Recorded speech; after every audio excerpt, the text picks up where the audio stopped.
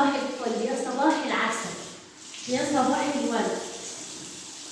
هتعملي ايه النهارده يا منى؟ طبعا حطوا لايك كده للفيديو يا جماعه وما تكروتونيش. طبعا ايه الحمام هنا انا ايه فيه كل يوم تقريبا، او يمكن كمان احيانا يبقى يوم ويوم لا. فانا ايه هحاول اصبر كده الحمام بس من غير ما اغرق الدنيا المره دي. واخدين بالكم؟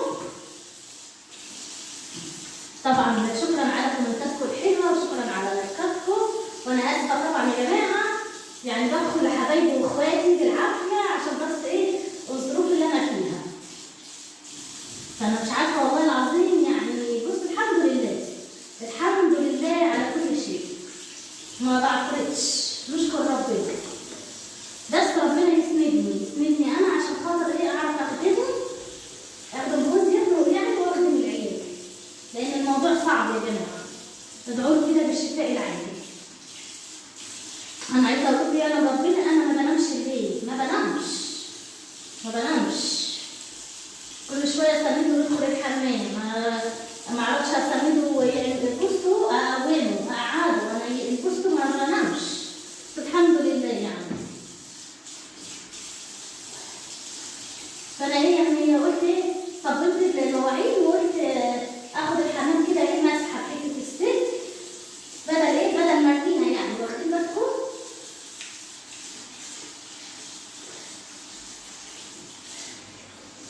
اهو زي ما انا قلت لكم هحاول ما اغرقش الدنيا عشان ايه؟ عشان ما امسحش كده غير حوالين الحوض حوالين التواليت وخلاص. لكن مش عايزه امسح الحمام كله، مش قادره بصراحه، وداخلي دور برد عشان خاطر ما بنامش. فبصوا الدنيا بايظه الحمد لله. مفيش غير ان اقول الحمد لله الحمد لله. حطوا لايك يا جماعه للفيديو.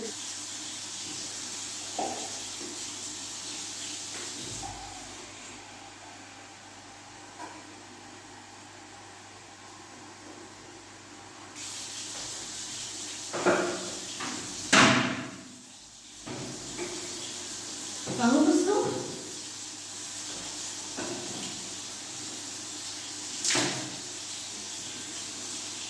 هصبر معاكم هنا على السريع برضه ان شاء الله.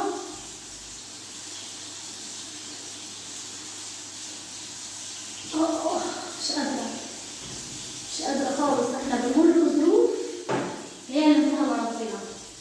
عايزاكم بس تدعوا له لان الموضوع صعب يعني، مش قادره اقول لكم. فربنا يستر. انا حاسه ان انا ايه جالي انهيار عصبي اصلا من قله الراحه ومن قله النوم. مش مشكله يعني الحمد لله الحمد لله.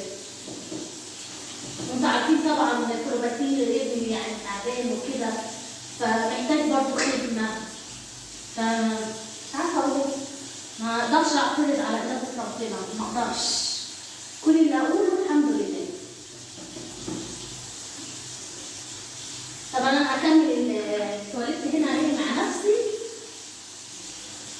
وعشان خاطر بس مش قادره. انا قلت بس ايه اطلع اصبح عليكم عشان بس ايه انتوا عارفين ان انا بصور وبنزل على القناتين. واخدين بالكم؟ يعني مش على قناه واحده، على قناتين. الحمد لله.